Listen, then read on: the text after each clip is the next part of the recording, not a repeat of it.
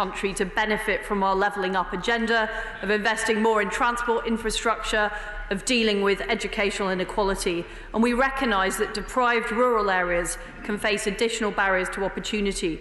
What the Equality Hub will do is be analysing the data and looking at where those inequality of opportunity is, so we can take measures through government departments to address them. James Grundle. Thank you, Mr. Speaker.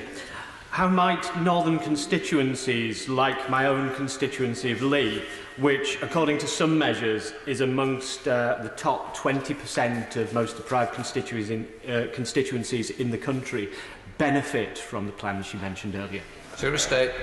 Well, we want to make sure that no part of our country feels forgotten about, particularly in towns and cities in the North and Midlands, like my honourable friend's constituency. And I can assure him that we will be doing everything we can to look at the roots of that geographical inequality and do everything we can to make sure his constituents have the best opportunity in life. We have a substantive question to Minister Bednar. Mr. Speaker, the government is committed to tackling racial disparities and levelling up the country. That is why the Race Disparity Unit continues to work across departments and their agencies to identify and address adverse variances in outcomes across education, healthcare, criminal justice and the economy. That is also why the Prime Minister announced the new Commission on Race and Ethnic Disparities. The terms of reference and membership were announced last week. Up to Yorkshire with Naz Shah. Naz Shah. Thank you, Mr. Speaker. The Baroness McGregor-Smith review in 2017 found that the economy could be boosted by 24 billion if BAME disparities were eradicated. I'm sure the Minister will agree that boost would be really helpful to the economy right now.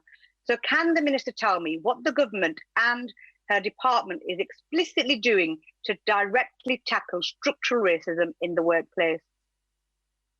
Minister. Thank you. The Honourable Lady references Baroness McGregor-Smith's review. This was an industry-led review with recommendations that were mostly for the private sector to consider.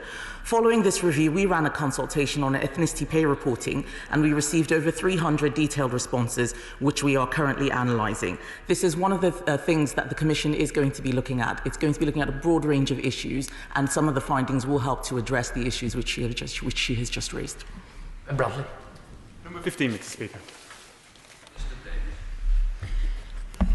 This government is committed to helping individuals from low-income families to progress at work and assist them to increase their incomes and level up opportunities.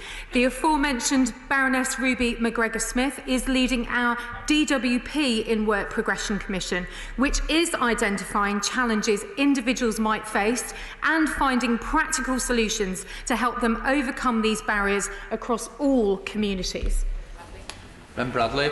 Most likely to drop out of school with no qualifications, most likely to commit suicide, already falling behind in terms of attainment compared with all of their peers by the age of 5. The plight of white working class boys still seems to be an unfashionable one, Mr. Speaker, but these young men have some of the worst life chances of any group anywhere in our country. But the Equalities Act doesn't touch on socio-economic disparity or poverty, and it seems like every other group in society has some kind of positive action in place apart from these boys. So what can my honourable friend do to ensure that this is the last generation of lost boys from places like Mansfield that don't have the same opportunity in life as their peers?